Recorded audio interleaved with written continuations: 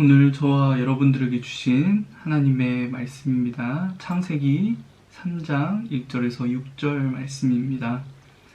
제가 읽어드리겠습니다. 뱀은 주 하나님이 만드신 모든 들짐승 가운데서 가장 간교하였다. 뱀이 여자에게 물었다. 하나님이 정말로 너희에게 동산 안에 있는 모든 나무의 열매를 먹지 말라고 말씀하셨느냐? 여자가 뱀에게 대답하였다. 우리는 동산 안에 있는 나무의 열매를 먹을 수 있다. 그러나 하나님은 동산 한가운데 있는 나무의 열매는 먹지도 말고 만지지도 말라고 하셨다. 먹이면 우리가 죽는다고 하셨다. 뱀이 여자에게 말하였다. 너희는 절대로 죽지 않는다. 하나님은 너희가 그 나무 열매를 먹으면 너희의 눈이 밝아지고 하나님처럼 되어서 선과 악을 알게 된다는 것을 아시고 그렇게 말씀하신 것이다. 여자가 그 나무의 열매를 보니 먹음직도 하고 보암직도 하였다. 그뿐만 아니라 사람을 슬기롭게 할 만큼 탐스럽기도 한 나무였다. 여자가 그 열매를 따서 먹고 함께 있는 남편에게도 주니 그도 그것을 먹었다. 우리 여러분들의 그 장소에서 여러분들의 목소리로 6절 말씀을 다시 한번 읽어보겠습니다. 시작.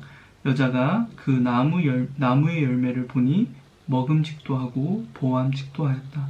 그뿐만 아니라 사람을 슬기롭게 할 만큼 탐스럽기도 한 나무였다.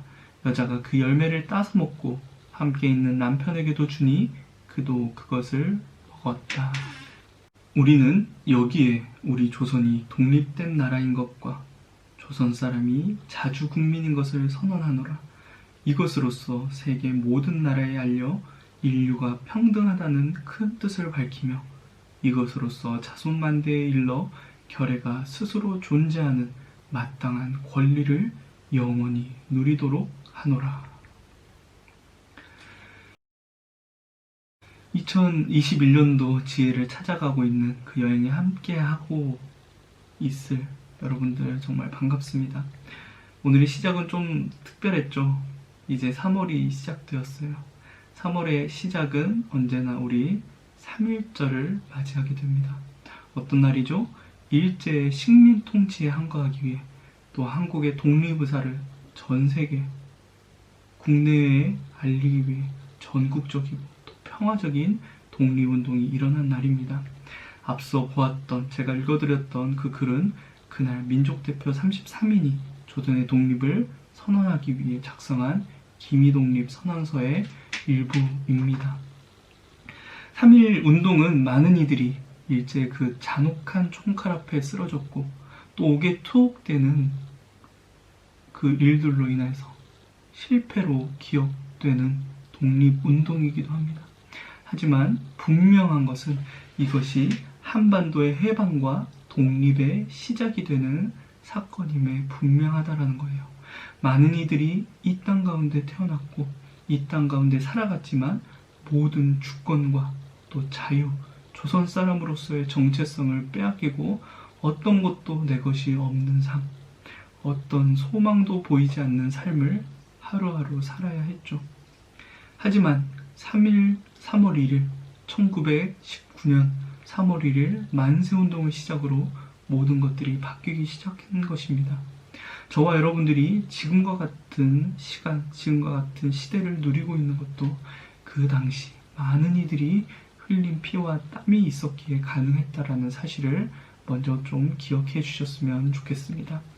그분들이 아니었으면 우리는 을사늑약 이후에 지금까지 우리 친구들 가지고 있는 성이 있죠. 뭐 김, 이, 뭐 박, 최 그런 이름, 그런 성들이 아니라 나카모토, 와타시와 같은 그런 성을 사용해야 했을지 모른다라는 거예요.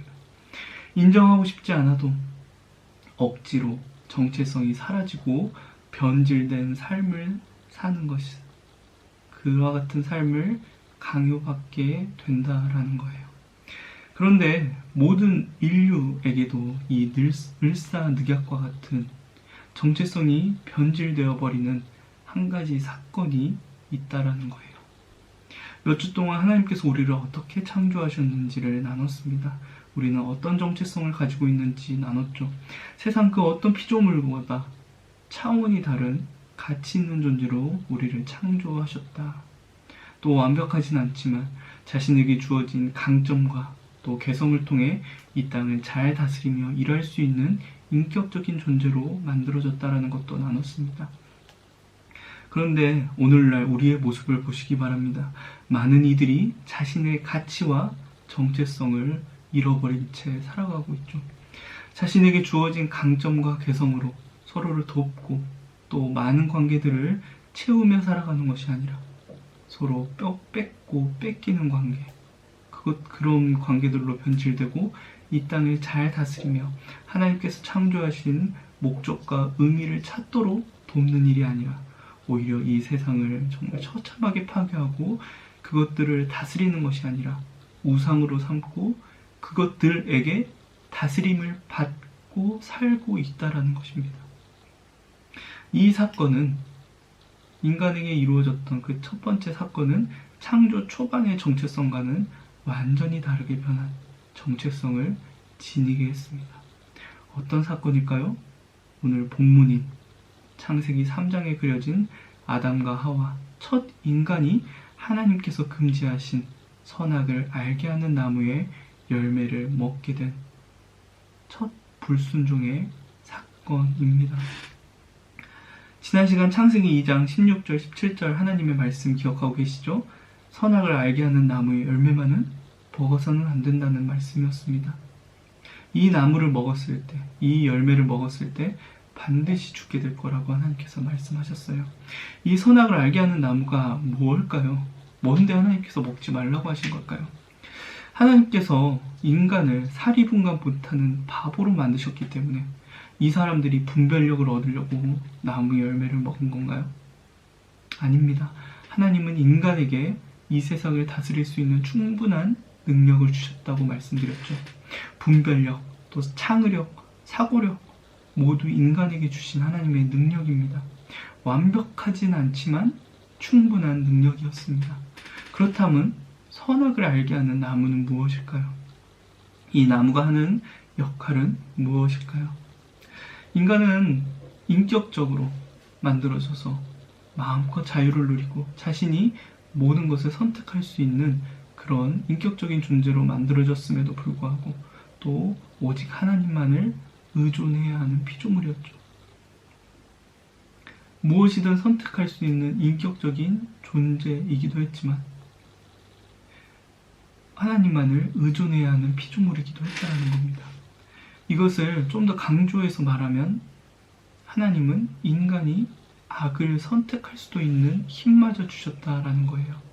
하나님께서는 그만큼 인간을 특별하게 생각하셨고 자신의 형상을 담은 인간을 특별한 존재로 창조해 주셨다라는 것입니다.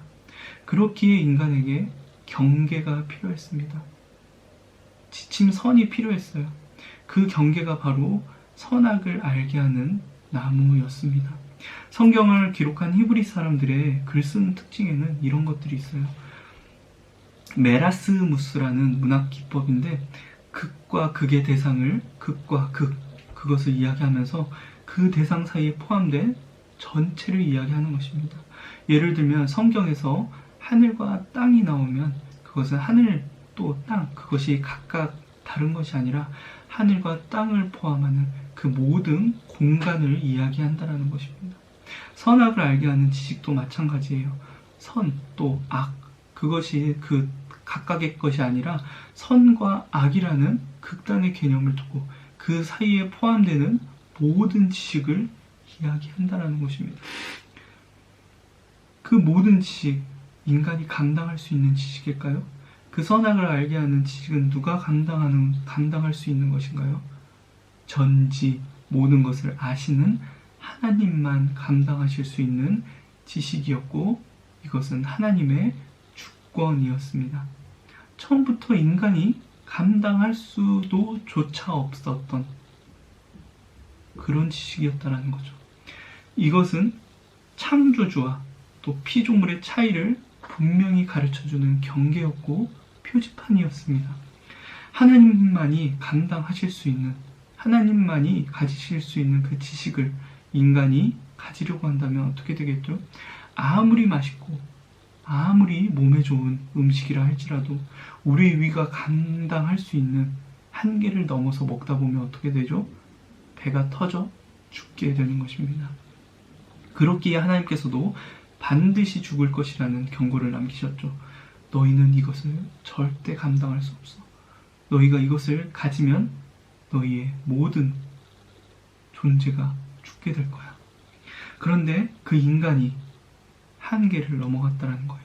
경계를 넘어서 그것을 가지고자 했다는 것입니다. 인간이 하나님의 주권을 그것으로 인정하고 하나님께 전적으로 의지하면서 하나님의 말씀을 붙잡는 그 일을 소홀히 하기 시작했어요. 어느 날 뱀이 여자에게 찾아와 묻습니다. 하나님이 정말로 동산 안에 있는 모든 나무의 열매를 먹지 말라고 말씀하셨느냐? 여기서 뱀으로 상징되는 사탄이 흔히 우리를 공격하는 방법입니다. 야, 저거 엄청 맛있을걸? 야, 저 모습 좀 봐봐. 저거 하나님이 엄청 맛있는 거 숨겨두신 걸 거야. 처음에 분명히 그런 식으로 공격하지 않았다라는 거죠. 사탄은 언제나 하나님의 말씀을 왜곡해서 들고 온다는 거예요. 하나님의 말씀이 무언가 조금 잘못되어 있는 것처럼 왜곡시켜 우리를 찾아옵니다. 다시 말하면 하나님이 너희에게 뭔가 금지하신 거면 그렇다면 너희에게 모든 것을 주신 건 아닌 거잖아. 사탄은 이 한 가지 금지 사항을 확대시키고 그들에게 그 인간에게 주어진 모든 자유의 영역을 무시하게 만든다라는 거예요. 우리도 이럴 때 있죠. 엄마랑 싸울 때 엄마가 도대체 나에게 해준 게 뭐야? 엄마 또 부모님 엄청 해주셨죠. 그런데 우리는 부분만 가지고 전체로 확대하는 그런 경향을 가지고 있어요. 사탄의 질문에 여자가 대답합니다. 우리는 동산 안에 있는 나무 열매는 먹을 수 있어. 그러나 하나님은 동산 한가운데 있는 나무 열매는 먹지도 말고 만지도 말라 하셨다. 어기면 우리가 죽는다고 하셨어. 개역개정 성경에는 죽을까 하노라 라는 말로 나오죠. 무슨 말이에요? 죽을 수도 있고 안 죽을 수도 있어. 하나님이 뭐라고 하셨어요? 선악을 알게 하는 나무의 열매만은 반드시 먹어서는 안 돼. 절대 먹어서 안 돼. 그것을 먹는 날에는 너희는 반드시 죽는다. 여자는 동산 한가운데 있는 나무의 열매로 선악을 알게 하는 나무의 열매를 바꾸어 버리죠. 그리고 먹어서 안 된다라는 그 말씀을 먹지도 말고 또 만지지도 말라라는 말씀으로 바꾸어 버렸어요. 하나님의 말씀이 하와에게 분명하게 있지 않았다라는 거예요. 그리고 그때부터 하나님의 말씀을 의심하기 시작해요. 여자 안에 하나님의 말씀이 분명하게 있지 않음을 발견한 뱀이 이제 확신에 차서 여자에게 이야기하는 것입니다. 너희는 절대로 죽지 않아. 그리고 너희의 눈이 밝아질 거야. 하나님처럼 될 수 있어. 사탄은 인간이 무언가 결핍되어 창조된 것처럼 또 하나님의 모습으로 창조된 그 인간의 존재를 왜곡시킨다라는 거예요. 너희는 완벽하지 않아. 점점 하나님의 말씀보다 그 사탄의 말이 그들 마음속에 자리 잡기 시작합니다. 그러면서 왜곡이 시작되는 거죠. 눈과 마음의 왜곡이 시작돼요. 내가 감당할 수 없던 저 선악을 알게 하는 나무가 이제는 먹음직도 하고 보암직도 하게 보입니다. 세상을 다스릴 수 있는 충분한 능력을 받았음에도 불구하고 무언가 나에게 결핍이 느껴지고 나를 더 채워줄 수 있는 것처럼 그것을 보이게 한다는 거예요. 그리고 내가 더 나은 존재가 될 수 있다라고 착각하기 시작합니다. 그리고 그것은 더 나아가 내가 하나님처럼 될 수 있을 거야 라고 여기게 된다는 거예요. 결국 인간은 하나님께서 금지하신 그 열매를 먹게 됩니다. 이 일을 통해 인간과 세상에 죄가 들어오게 되었습니다. 하나님의 말씀을 의심하기 시작하고 결국 하나님의 말씀을 어기는 그 명령에 불순종하는 것으로 끝나는 것, 그것이 바로 죄입니다. 인간이 선악을 알게 하는 나무의 열매를 따먹는 그 사건은 결코 실수가 아니에요.